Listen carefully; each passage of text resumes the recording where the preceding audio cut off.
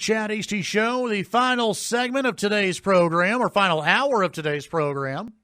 Thank you very much for tuning in today. Phone lines will be open at 770-5790 or 1-800-687-0790. The text line is always open, 806-680-2790.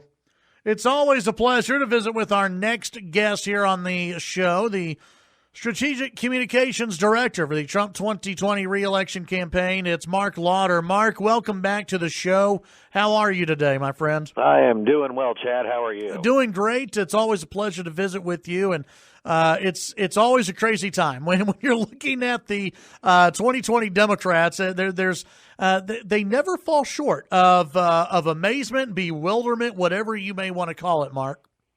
No, they continue to disappoint the American people with what they're standing for. But from a campaign standpoint, the more they talk, the more President Trump wins.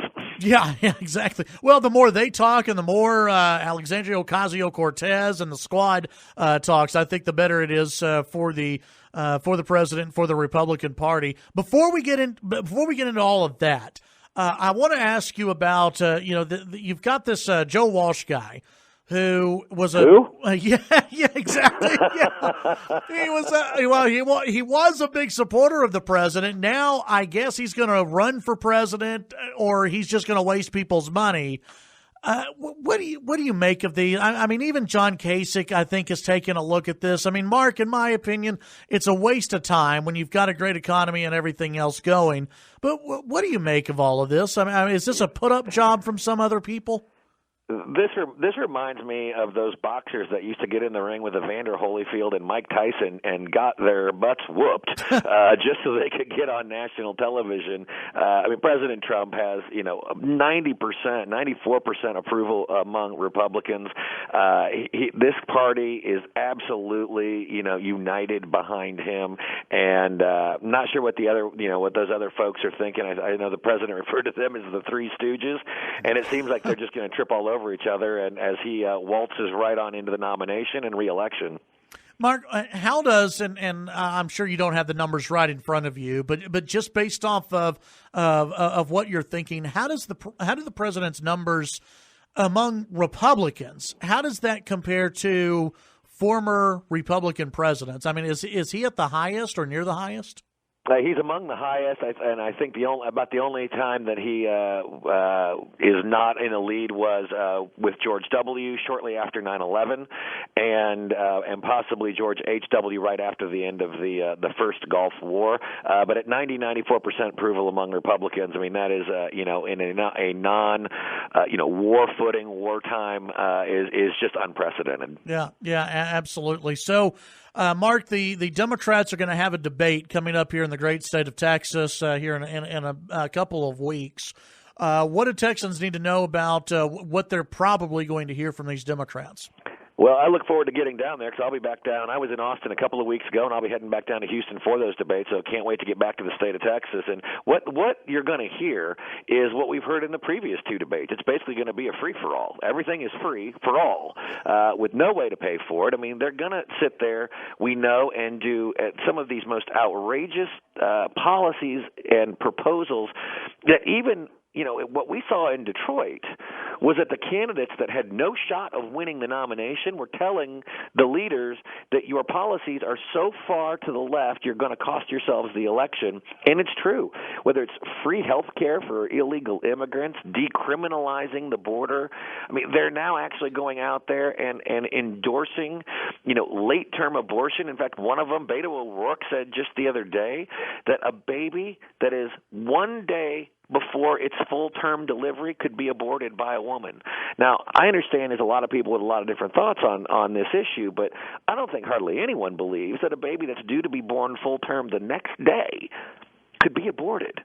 I mean, that just shows you how radical and out of touch they are. Well, Marc, you say that, but isn't that a growing sentiment now among the Democrat Party? I mean, you had the governor of Virginia who came out in favor of that. You have Beto O'Rourke who's come out in favor. It seems like that idea is going mainstream, unfortunately, in that party. Well, it may be in that party, but I don't think it's that way with the American people. I agree. And that's where they show themselves to be so far out of touch. I got to tell you, I travel the country all the time speaking on behalf of the president, doing interviews and things, and I have people come up to me who've been, in many cases, lifelong Democrats or considered themselves to be very moderate, and even they're coming up to me and saying, I don't even recognize the Democrat Party anymore, and what they stand for is certainly not anything that they could support. And then when you contrast that with the president's results on the economy, on growing paychecks, the fact that we actually have more jobs available right now than we do unemployed people, that doesn't happen by accident. And so when you look at those two things, and this is going to be a choice, they say it's really easy to make that choice and vote for President Trump. Yeah.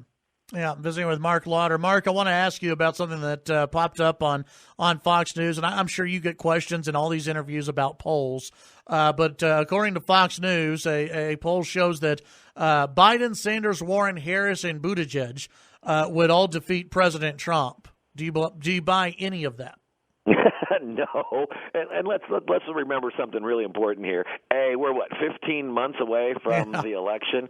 They haven't even really started campaigning against each other, let alone stepped into the ring to take on President Donald Trump. So, all of this stuff is very preliminary, and I've said this before. I think these hypothetical matchup polls, this far out, are about as informative as polling vegetarians about their favorite cut of steak.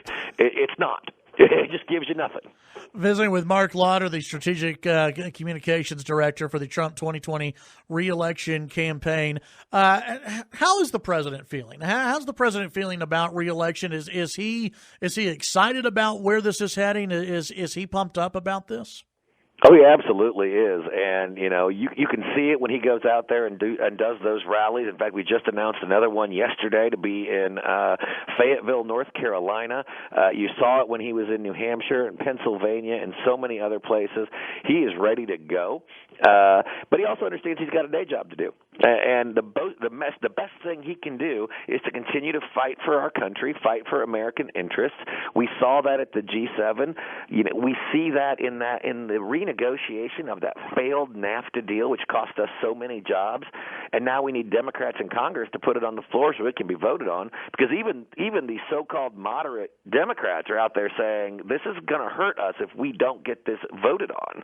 And so the president's going to focus on doing his day job. He's going to have those rallies because he loves doing them, and you see the excitement from people out there. I mean, I can't ever remember a candidate running for re-election who could get 100,000 plus people to sign up for a rally that has, seating for about 20,000.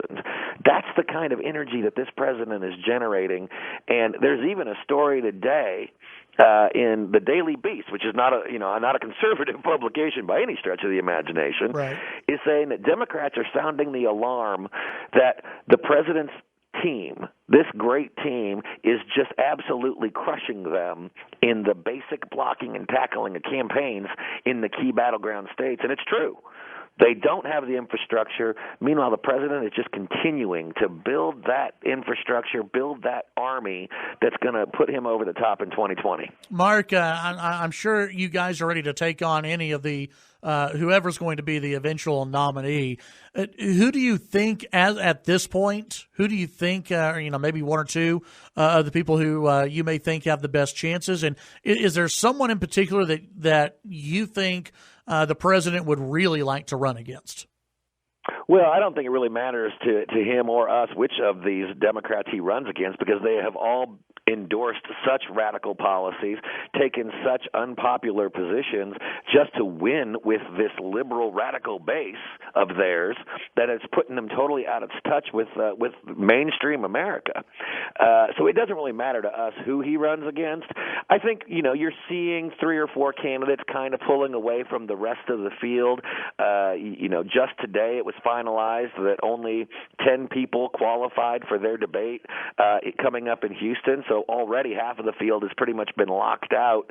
And so it'll probably likely come down to, some of those, top 2 or 3, maybe 4 candidates. But whichever one of them it is, I mean, the one thing we know is they're going to be broke because they'll have gone through that brutal primary. They'll be broken because they'll have gone through a brutal primary. They're going to get a big lead weight strapped to their back in a bankrupt Democrat National Committee.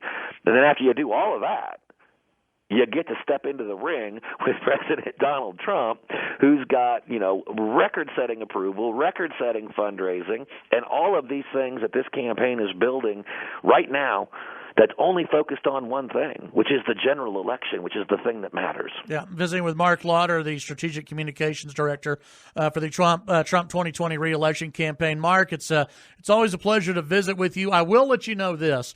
The Trump straws, the Trump plastic straws. I've given now because I ordered some, okay, and I gave away one already on the air, and we're going to give away another probably tomorrow on the air. People are going crazy over the Trump straws. Well, and I'll give you a little bit of inside scoop on this.